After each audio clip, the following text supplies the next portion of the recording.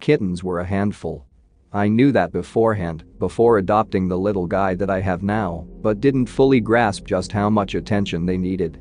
Growing up, we'd always had adult cats, or at least I never remembered the periods when they were younger. We always seemed to have one or two around, however, and I suppose that's why I made the decision to adopt one when I moved into my own place. It didn't feel right not to have one of the demanding fuzzballs running around my feet or claiming my pillows when I wanted to go to bed. He was named Boo, although the name wasn't my choice. Boo was the offspring of an alley cat which had been taken to the local shelter when the mother cat was found at a murder scene. Some guy, recently released from rehab or prison or something, found between two apartment buildings and shoved behind the dumpster both shared. Boo's mother was nibbling on the guy's face or toe or something of the sort when the police showed up. After the mother died in birth, an event that only Boo survived among the entire litter, he'd been graciously taken in by a foster family until he was old enough to be adopted out. They were the ones who chose the name. Fitting, I suppose, given how much he likes jumping out of nowhere and scaring the shit out of me from time to time. Even my dog, an older member of my family that I've had since high school, isn't safe from Boo's pranks. The poor dog can never get a moment's rest and avoids Boo when he can. The two don't really get along, but I suppose with Oreo's age, he isn't likely to get along with such an energetic little furball. It's good thing that other things catch the little guy's attention, like the couch pillows, the curtains, and whatever bug flies or crawls too close. It's this that I think about as I make my way home after an early shift at work. Boo always seemed to be following something with his eyes, playfully batting at it or jumping into the air to snap at it with his mouth.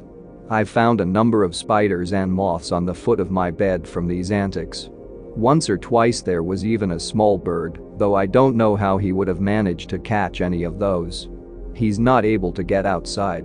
No matter how disgusted or upset I am with his gifts, however, he always responds with a cute little stretch and a tilt upwards of the head, seeming rather proud of himself.